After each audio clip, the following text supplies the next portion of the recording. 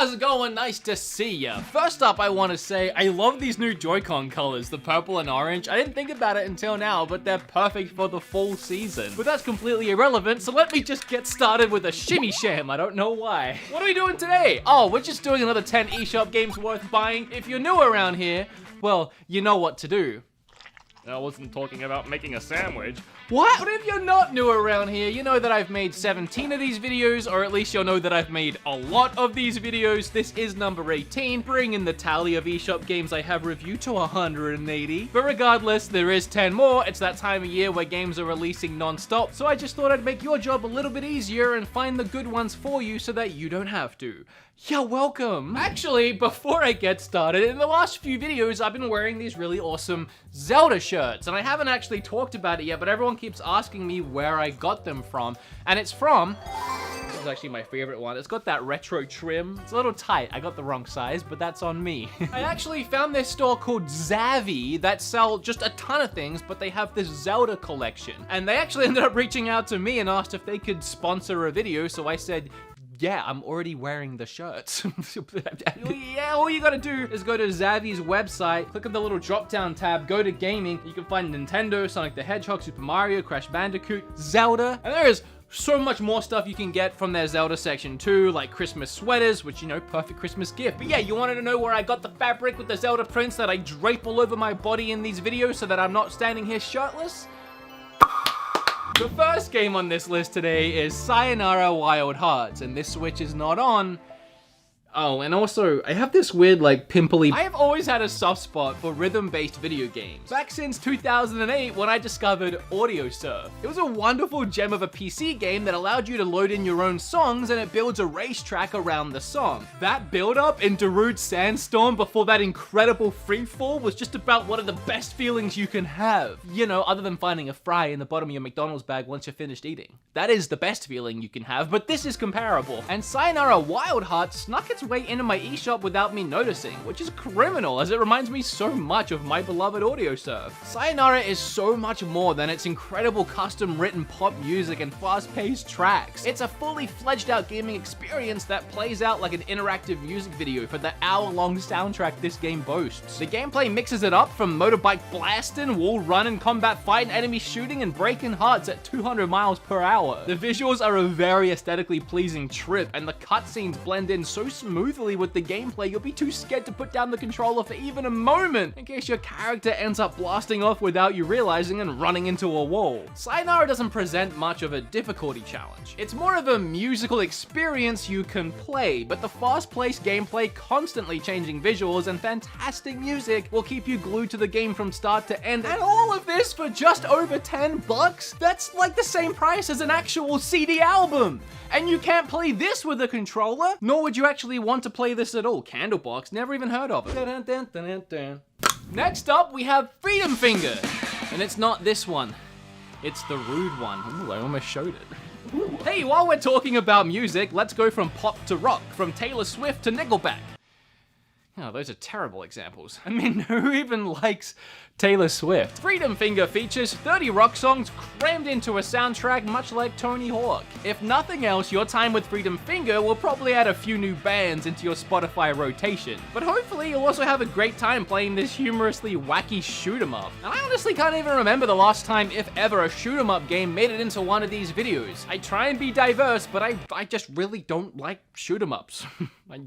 They've never appealed to me. I think that might be why I actually enjoy the non-serious take on the genre here. It's not too difficult, and the gameplay really tries to shake it up. The best part about this game, and I mean the best part, is that for the first time in a game like this, you can actually reach out your ship, which just so happens to be a hand, and grab enemy ships. Then you can either throw them back at the bad guy's space windscreens, or use the friggin' ship as an alternative means of fire. You can also opt to just smash and bash the enemies using your fist, or you can use your, of course, middle finger to blast away and really stick it to them. The over-the-top America attitude and humor was pretty ham-fisted at times, pun not intended, but you can't say the developers didn't give it their all creating a ridiculous shooter. I feel like not everyone will love this game, but if you're watching this and thinking, that looks pretty good, then I can pretty much guarantee that you're gonna love this one. Pikachu, I choose you! The Return of Obra Dinn was developed by the same guy who made the brilliant Papers, Please, a game that I have literally never even mentioned on this channel before, so if you exclusively only ever watch my content on this platform, you've probably never heard of or seen Papers, Please. Also, if you do only watch my content on this platform, there's something seriously wrong with you. Get help. I'm being serious. Obra Dinn is the name of a ship that disappeared in the early 1800s. Then 4 years later, it just rock and rolls back into port all on its own with the entire 60 crew on board all missing or dead as doornails. It's your job to figure out what the heck happened to each person on board the ship, and I do mean each person aboard the ship. Using a fancy stopwatch that rewinds time, you can see each crew member's last moments alive and piece together who or what killed them. And it's a game that actually makes you feel clever when you start piecing it all together. Figuring out who killed Bob Joe over there would be easy if you could see his death and hear him screaming, "Oh my god, this fuzzy blue puppet is killing me with a sharpened Joy-Con!"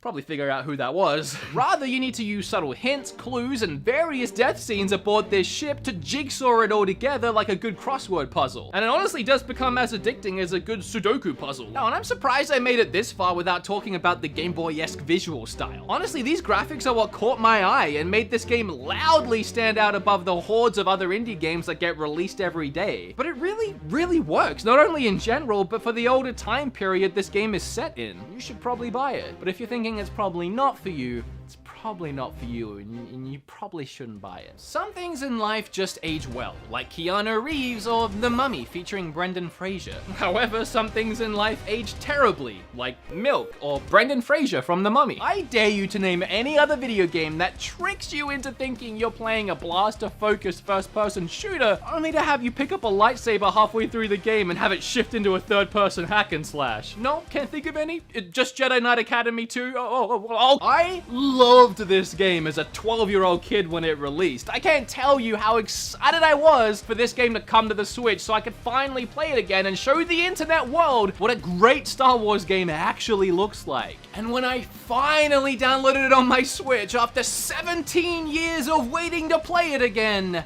I realized it's not good. It just hasn't aged well, sadly. It's not intuitive at all, the game has outdated mechanics left and right, and it refuses to teach you anything. If it wasn't for the fact that I can kind of remember what to do, I'd still be completely and utterly lost on the first level as we speak. But I still had loads of fun replaying it, especially in the last half of the adventure, throwing my lightsaber like a boomerang and reliving some of the best lightsaber duels of my childhood. But for newcomers, I would honestly avoid this one. I mean, I've wasted $10 on much worse things. I mean, at some point, Kim bought a Candlebox album, so I mean, what? Are you talking about my Candlebox? Yeah, well, I told you to grab me the most ridiculous album you had, and you got me this, so I assumed it was bad. Not bad? 10 out of 10. You know, I don't want to be mean or anything, because I really did like Cat Quest when it released on eShop whenever that was and I reviewed it. But there's something about this game, the name, the art style, that kind of just looks like a cheap budget mobile game. Oh, it is a mobile game. Well, regardless, despite how it looks, the first Cat Quest was honestly a really great game, and now it has a sequel that's even better. To start with, they added 2-player co-op into this cutesy action-adventure RPG, which is cool, and they also added a Pup-Pup as a playable character. So really, they should have changed the name to Cat and Dog Quest instead, which is somehow an even worse name. In Cat Quest, you have a pretty decently large open world to explore, filled with dungeons, exploration, quests, and it also has cute enemies to hack and slash all over. The combat is also decently fleshed out, with sword slash and dodge roll and magic blast in, both active and passive spells, character customization, new weapons, and items scattered throughout the world. The game is so fast-paced that it's just easy to get glued to the Switch screen doing quest after quest. And for another low price of $10 game on the Switch, it's worth trying out. And I'm not kidding around. I'm sorry, that joke was a catastrophe. If you've watched these videos before, you'll know that I try and save the best one, or at least my favorite one, until the end. So the fact that we're still 3 games away from the end, and I'm talking about Ori now, says a lot about the quality of games in this video. It's extremely, interesting to me that arguably the best Xbox One exclusive game there was is now on Nintendo Switch, and yet it's just one of the many incredible games the Switch has in its library to offer. And it's in no way a jab at Ori at all. The game is perfect and I absolutely adore it. It's just a jab at Xbox's terrible video game library. Sorry. Not sorry. The first thing everyone is obligated to talk about when they review Ori is the visuals, which are absolutely stunning. Honestly, the game is so breathtaking to stare at. It's difficult to even put into words the reaction my senses feel watching the soft lights bounce off the mesmerizing environments. Coupled with the rich atmosphere and the beautiful music, the world just feels real, feels alive. It feels feely, which makes the prologue of this game that much more heartbreaking. Honestly, Ori is such a sweet little character. It's so hard for me not to imprint this little guy's personality onto him and fall in love with him for that reason. The controls are so well designed, and the exploration, the platforming, the combat is just such a smooth delight to play. Ori's strong storytelling will keep you invested if nothing else, especially with its surprising plot twists. The world's light has been diminished, and you as Guardian have been stripped of your powers and your loved ones, and now it's your job to restore light in the world and have a wonderful time doing so. It is a must play of our generation. G-Fuel! Overland. Aesthetically, Overland had me hooked from the moment I laid my peepers on those small squares of land floating suspended in empty space, and then the squares themselves filled with minimalistic design characters, animals, buildings, cars, and invading aliens. Or creatures. It's not clear, doesn't really matter. Touch them and they kill you. They want to demolish you and they erupt from the ground as soon as they hear any kind of noise whatsoever. It plays as a strategy game and it's absolutely brutal and unforgiving. Maybe even too much so, unless you really crave a challenge. You start with 2 characters. If you're lucky, one might be a good boy, little pop. And your plan is to road trip across the United States to escape whatever the heck that thing is. Unlike most strategy games of this nature, you should probably just avoid combat at all costs. Every single step you make counts, and one wrong move could be the end of your entire playthrough, and I'm not over-exaggerating. And it doesn't help that you have extremely low inventory space. If you have a vehicle, you can throw a couple things onto it, but on your person, you'll be lucky to find a character that can hold more than one item. And if you find much needed gas, you better hope that whatever you are carrying, you can afford to drop it and probably lose it. It's frustrating, and honestly, I find it unrealistically challenging. But that does make successful runs through the game that much more thrilling, so it's a catch-22. If you're wounded and you can't heal, you're doomed. If your car explodes or you run out of gas, you're doomed. If you misclick and make a mistake, yeah, but there's just something about this game that makes me want to keep trying and playing, and that something is probably the fact that it's a good game. Also, side note that won't make it into the video, but for some reason I keep thinking about it. When I went to the DMV to get my license, I took my Switch and I was playing Overland the entire time, which was like 3 hours. Screw the DMV. Figure out if I like Knight's Quest or love Knight's Quest. Some of you are probably as sick of hearing the word Zelda clone as you are seeing Zelda clones, and I don't think just simply calling a Knight's Quest a Zelda clone does it any kind of justice, as it has loads of its own spunk and personality, but I mean ultimately, it's what it is. It's a Zelda clone. It almost feels like a parody of games like Zelda or platformers like 3D Mario games. It has a large open world filled with dungeons, towns, hilarious characters, and various locations to explore, and well, honestly, it looks pretty dang gorgeous as well. Much like Breath of the Wild, you're able to go anywhere you want right from the start of the game, but unlike Breath of the Wild, that climbing involves a lot less of just grabbing all over stuff and going straight up until you run out of breath and end up falling back down again, but rather in a Knight's Quest, it's a lot more platforming, jumping. The combat is very Wind Waker-like in style. It's not amazing, but it gets the job done. And rather than finding items to complete puzzles and dungeons and throughout the world, you gain spells you can use instead. A Knight's Quest seriously impressed me. Initially, I was worried about the $25 price tag, but the time I spent exploring this brand new world and completing its dungeons alone was well than worth the price. Remember when everyone was oohing and ahhing over Slain Back from Hell or Back to Hell or whatever it was on Nintendo Switch? I do. I remember. Well, this is their new game, Valfaris. A game heavily inspired by heavy metal, and so hardcore that Nintendo's website has you confirm your age before you can even read about this game. Yeah, that's friggin' rock and roll, man. Valfaris is a run-and-gun game, which doesn't only diversify this video game list genres even more so, but much like shoot-em-ups, I rarely get a chance to gush over a good run-and-gun game. And the visuals are a psychedelic mess. Your blaster blows out shots so massive, they shake the entire screen and explode your enemies into a gory mess on impact. Your sword is so brutal it will smash apart anything in its wake, and you are so brutal that your character will even half flip head bang over the subscribe button every single time he gets an upgrade. There's also massive shotguns, battle axes, and more along the path to gory glory. But if I could take a rock and roll chill pill for a second, of all the games on this list, Valfaris probably has the hardest asking price at $25. So that's a bit steep. But I can tell you it's a polished quality game worth the price if you do decide to pull out that wallet and just freaking make it rain on this quality game. The level designs are well thought out and stay fresh throughout the entire game, and hey, guess what? The music is frickin' roll. Listen to this.